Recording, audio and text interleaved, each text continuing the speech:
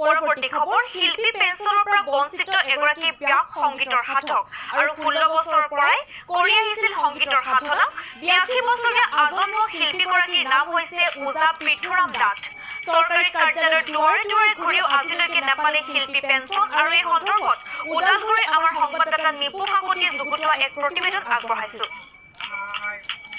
মই উপস্থিত আছো ওদালগুৰি জিলাৰ 4 নম্বৰ ৰজাগড়ত আৰু 4 নম্বৰ ৰজাগড়ৰ এগৰাকী ব্যাস সংগীতৰ সাধক হৈছে পৃথুৰাম নাথ আৰু সেই পৃথুৰাম নাথে আজি 82 বছৰ বয়স অতিক্ৰম কৰিলেও যদি আজি চৰকাৰীভাৱে তেওঁক যি শিল্পী পেঞ্চন বা যি বৃদ্ধ পেঞ্চন দিব লাগিছিল চৰকাৰীভাৱে আজিলৈকে প্ৰদান নকৰিলে তেওঁ ব্যাস সংগীতৰ লগত উৰিত জীৱন কটালে কিন্তু আজিলৈকে তেওঁ যি ঢাক ঢোল বজোৱা চৰকাৰ সেই চৰকাৰখনৰ চকু নপৰিল মই পোনে পোনে কিছু কথা জানিব চেষ্টা কৰিম যে ব্যাস সংগীতৰ ওজা পৃথুৰাম নাথৰ পৰা আপুনি কেতিয়াৰ পৰা এই সংগীতৰ লগত জড়িত হৈ আছে মোৰ বৰ্তমান 15 বছৰ বয়সৰ পৰা মই বৰ্তমান ব্যাস সংগীতৰ লগত জড়িত হৈ থাকি মই কিছুদিন মই পালি হৈ চলিলোঁ তাৰপিছত মই নিজে ওজা হৈ প্ৰদৰ্শন কৰি থাকিলোঁ মোৰ জীৱনত শিক্ষা মোৰ মাত্ৰ 9 দিন স্কুলীয়া শিক্ষা সিমানখিনি শিক্ষাৰ মাজত মই ৰাইজৰ পিতৃ পিতামহৰ আশীৰ্বাদত তেওঁলোকে বহু যত্ন কৰিলে আমাক আৰু আমিও অলপমান আপ্ৰাণ চেষ্টা কৰিলোঁ সেইখিনিৰ গুণতে মই বৰ্তমান এই ব্যাস সংগীতৰ এই বস্তুটো চাৰিপিনি উভৰিৰ পৰা এই বস্তুটো আমাৰ ঘৰতে জড়িত আমাৰ আজু ককা ৰঙা ওজা আছিলে তাৰপিছত আমাৰ ঘট ওজা আছিলে তাৰপিছত আমাৰ দেউতা তাৰপিছত আমি এই চাৰিপিনিলৈ আমাৰ ঘৰতে এই বস্তুটো সৃষ্টি জন্ম বৰ্তমান আমাৰ এই বৰ্তমান মঙলদৈ মহকুমাটোৰ অঞ্চলৰ ভিতৰতে মানে তেওঁলোকৰ তাহানি দিনৰ পৰা এই বৰ্তমান বস্তুটো আমাৰ দৰঙত বিয়পি যোৱা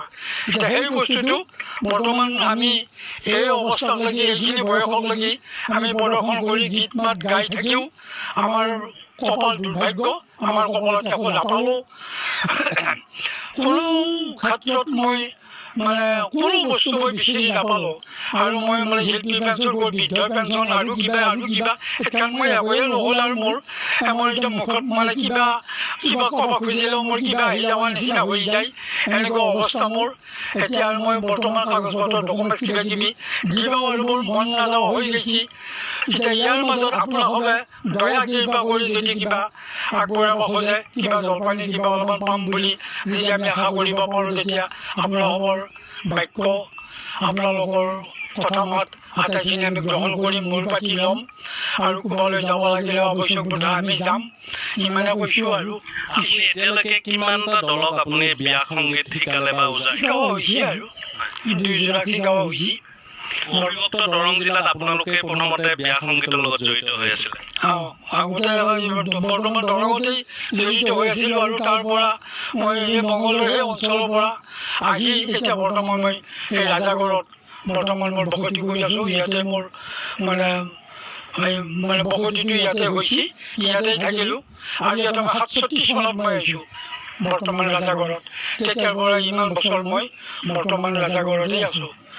হয় পূৰ্বপুৰুষসকলৰ পৰাই তেওঁলোকে ব্যাস সংগীতৰ লগত জড়িত বা ব্যাস ওজাৰ লগত জড়িত হৈ আছে কিন্তু আজিলৈকে যি চৰকাৰ আছে সেই চৰকাৰখনৰ চকুত নপৰিল এনেধৰণৰ শিল্পীসকলৰ প্ৰতি পৃথুৰাম নাথৰ জীয়ৰী আছে মই তেওঁৰ পৰা কিছু জানিব চেষ্টা কৰিম কি ক'ব আপোনালোকৰ দেউতাই পূৰ্বপুৰুষৰ পৰাই এতিয়ালৈকে ব্যাস সংগীতৰ লগত জড়িত হৈ আছে কিন্তু চৰকাৰখনৰ আজিলৈকে কোনো ধৰণৰ সা সুবিধা নাপালে বা শিল্পী পেঞ্চন বৃদ্ধ পেঞ্চন কোনো ধৰণেই সুবিধা নাপালে এতিয়া চৰকাৰখনলৈ কি অনুৰোধ কৰিম চৰকাৰখনলৈ মই এইটোৱে অনুৰোধ জনাওঁ দেউতাৰ আজি 82 বছৰ বয়স বৰ্তমান দেউতা অসুস্থ দেউতাৰ মাজে বতলে অসুখ হৈ থাকে ঔষধৰ নামত আমাৰ বহুত পইচা পাতি যায় মাহঁতে দুজনীয়ে বাগানত পাত ছিঙে ময়ো এনেকৈ এখন সৰু দোকান কৰি ঘৰখন চলি আছোঁ মোৰো সংসাৰ আছে মোৰো পৰিয়াল আছে মই দেউতাকো চম্ভালিব লাগিব মাহঁতকো চম্ভালিব লাগিব অলপ অসুবিধাও হৈছে অসুবিধাৰ সন্মুখীন হৈছোঁ চৰকাৰখনক মই এইটোৱে অনুৰোধ জনাম যাতে দেউতাৰ বৃদ্ধ পেঞ্চনে হওক শিল্পী পেঞ্চনে হওক যিকোনো এটা মানে সাহাৰ্য এটা যাতে পাওঁ আমি কোনো এটা সাহাৰ্যৰ পৰাই আমি তাৰমানে বঞ্চিত হৈ আছোঁ আজিলৈকে কোনো এটা মানে সাহাৰ্য নাই আঁচনি নাই মা দুজনী বেলেগ তাৰমানে আজি পৰ্যন্ত আমি একোৱে পোৱা নাই গতিকে আপোনালোকৰ বিধায়ক তথা বিধানসভাৰ অধ্যক্ষ বিশ্বজিৎ দৈমৰী তেওঁক কি অৱগত কৰিব? বিশ্বজিৎ দৈমাৰী ছাৰক মই এইটোকে ক'ব বিচাৰোঁ যাতে এই বুঢ়া বয়সত দেউতাক তেওঁলোকে যাতে চকু মেলি চাই। কাগজ পাতি বহুত জেৰেক্স কৰি বহুত জমা দিছোঁ, কমচে কম কাগজখিনি জেৰেক্স কৰা যাতে মানে খৰচটো পাওঁ, বেলেগ আমি একো নিবিচাৰোঁ। ময়ো দুখ মনেৰে কৈছোঁ, তেওঁলোকক মই এইটোৱে অনুৰোধ জনাম, আজিৰ পিছত কালিকে এখন চৰকাৰ পাৰ হৈ যাই আছে, দেউতাৰ দিন বা আমাৰ ঘৰখনৰ দিন, ঘৰৰ পৰিয়ালকেইটাৰ দিন গৈ আছে। গতিকে এতিয়া বৰ্তমান আমি এইখিনি বয়স ময়ো অলপ জানা শুনা হৈছোঁ, মোৰো বেয়া লাগে, কাৰণ ওচৰ চুবুৰীয়া যি গতিকে পেঞ্চন পায়, বৃদ্ধ পেঞ্চন পায়, শিল্পী আছে যদি শিল্পী পেঞ্চন পায়, কিন্তু মোৰ ঘৰখনত বা মোৰ মা মোৰ দেউতা আজিলৈকে কোনো এটা মানে বঞ্চিত হৈ আছে চৰকাৰী সুবিধাৰ পৰা।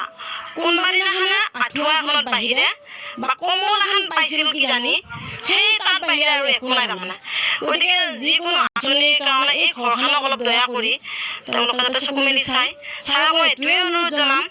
যাতে ছাৰে অলপমান এই দেউতাৰ